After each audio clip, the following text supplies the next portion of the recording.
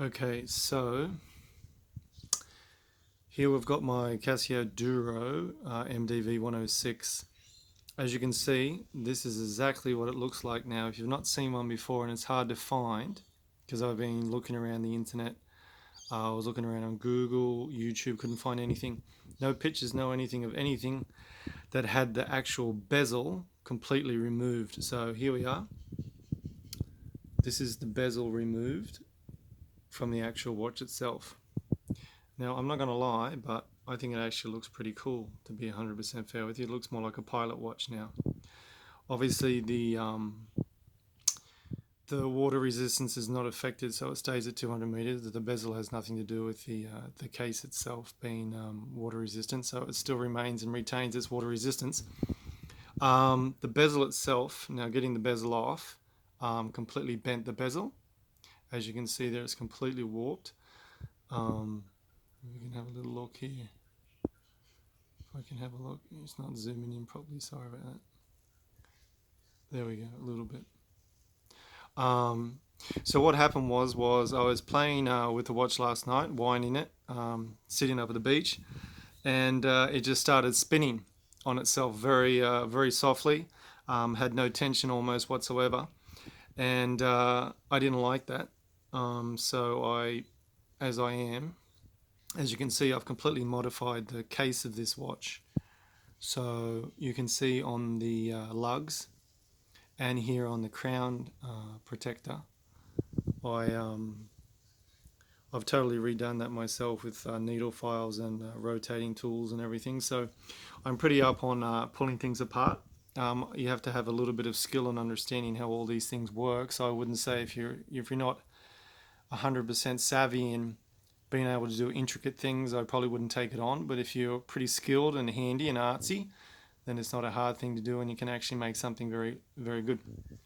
So I was playing around with this bezel, and it just started to spin on itself. Now, me being a perfectionist, I like to have everything working correctly, because before it actually started spinning very loosely, it was right on at 100% precise, and I was really happy about that. The way in which a watch of this price and value lined up with its markers. So I tried to get that. I tried to get that bezel off and find out what was going on. Now, I had read, though, that these bezels were almost impossible to get off, and once they're off, the chances of them getting back on is highly slim. So that is the case. I would advise 100% against never taking your bezel off these Casio Duros.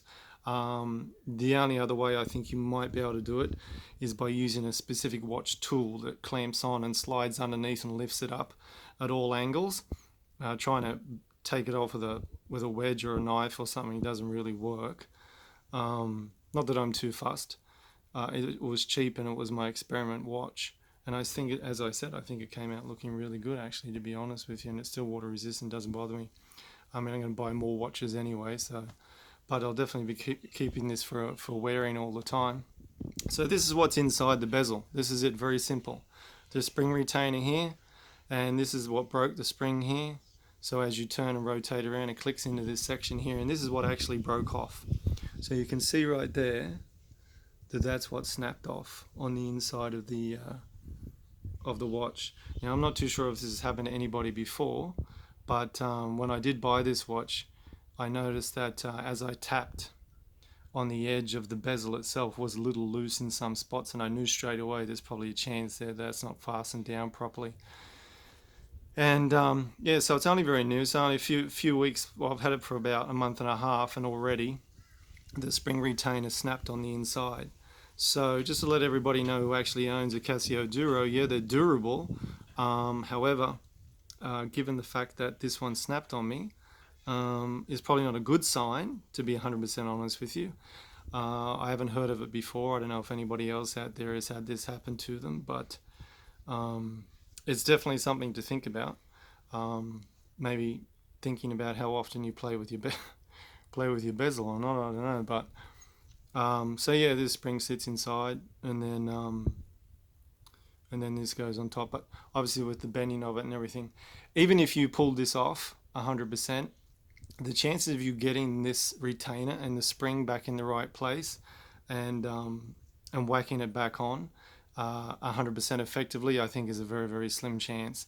Even a professional watch, a jeweler or maker would probably have a tough time being able to put this back on properly. I really, honestly, I don't think that these bezels are designed to be taken off and put back on. I think once they're off, they're off.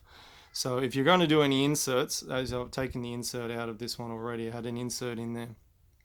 If you're going to do any inserts in on these Duros modifications, don't take the bezel off. Only obviously do the insert. Just take the bezel out from the bezel insert from the bezel itself and leave the bezel on is the best way to do it. It's not hard to do. All you need is a little knife to wedge towards, not the glass side of it, the outside of it, not the glass side, and you can just pop it up. It took 3 seconds to come off. These cheaper ones, cheaper watches and bezels, these are mostly held on simply by double-sided tape. Yeah, that's exactly right. You're probably thinking that's BS, but it's not. It's actually true. They're all held on by double-sided tape. It's really adhesive, and it lasts, and it's waterproof, so it stays on there quite well, to be 100% honest with you. And you just put a thin layer of the double-sided tape on and boom, straight on with the bezel. So yeah, so these are the things that broke right here, you can see. And this is the retainer. And yeah, the bent bezel. So anyway, just to let you know, giving everyone a heads up, anyone who wants to try and take their bezel off, I advise against it strongly. If you want to have your bezel on there, I'm 100% content and happy the way the watch is right now even. As I said, I'll be buying more watches in the future, and I'm very happy to keep this as a 200 meter water diver. It looks a lot like a pilot's watch now, so I think it's fantastic, to be honest with you. I think it looks really good. Not too fast, obviously you can't use it as a bezel with the timer anymore, but yeah, I wouldn't tackle anything like that. But as for anything else, go for it. Bezel inserts, whatever else, but this is what's found underneath the bezel, these two items, and that's it. So very different than a Seiko.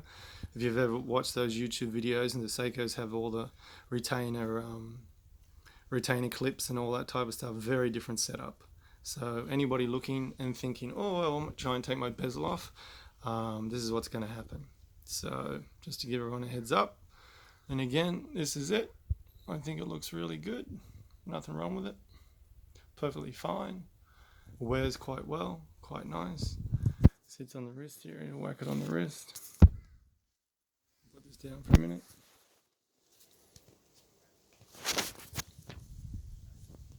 So yeah, it comes up quite nice. Yeah, looks quite good. Nothing bad.